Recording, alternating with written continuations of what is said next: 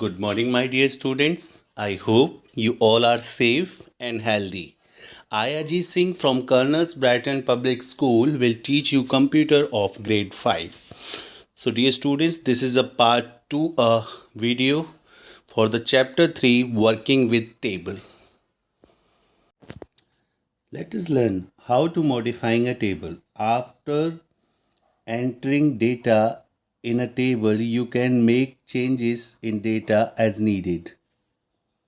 You can insert rows, columns, or cells in a table to accommodate new contents. Similarly, you can delete unwanted rows and columns or cells from a table. How to resizing a table? You can increase or decrease the size of a table manually by using the table resize handle, but Word also offers ready-made solutions to resize the table. Resizing a table can be done by AutoFit option that offers flexibility to automatically resize the columns width based on different criteria. You can set the table's width based on the window size or convert it back to use fixed column width. Click on the drop down arrow of a AutoFit button in the cell size group on the layout tab. It will display following three options. AutoFit content, it adjusts the column width according to the data entered. AutoFit window, selecting these options will adjust the table according to the margins set on a window. Fixed column width, the column width gets fixed and the text is wrapped in the same cell. Some tips for you students. When you click on the table, you notice a plus sign at the upper left corner. This is called table move handle, which is used to move a table.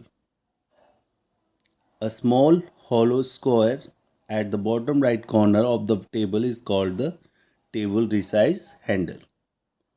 This handle used to resize a table. How to inserting a columns and rows in a table? While creating and making entry in a table, you might to need add columns, rows in between. Word provides the facility to add new columns to right or left any existing column and insert rows above or below the selected row. To add a new column, select the column by clicking on its top border adjacent which you want to insert a new column. The Table Tools tab appears on the ribbon. Click on the Layout tab. Under it, select either the Insert Left or Insert Right button in the row and column group. An empty columns gets inserted in the table as per as the chosen option. Similarly, select a row and then click either on the Insert Above or Insert Below button in the rows and columns group on the Layout tab to insert a new row. Okay students, select as many columns or rows as you want to add in the table and then right click on the selection. Click on the Insert tab and choose the desired option from the cascading menu. Okay students, let us learn how to deleting and rows and columns. Select the row or column. Click on the Layout tab under the Tables Tools menu. Select the Delete button in the row and column group. A list of options appears. Choose the Delete Rows or Delete Columns option in the drop-down menu. Right-click on the selected row column that you wish to delete and select the delete row or delete column option from the shortcut menu.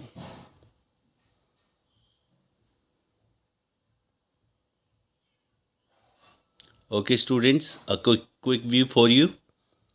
Press Shift plus Delete key combination to delete the selected rows and columns from the table. Okay student, let us learn how to formatting a table. Formatting controls the overall appearance of a table. After creating a table, you can format the entire table by using the table styles features. Table styles is an inbuilt facility to change the appearance, color and borders of a table. Click on the table that you want to format. Under the table tool, click on the design tab. Select the desired styles from the table style group.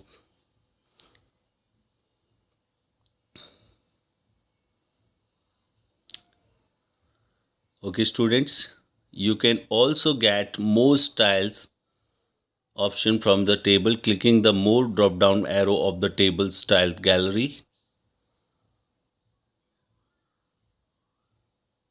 Let us know more.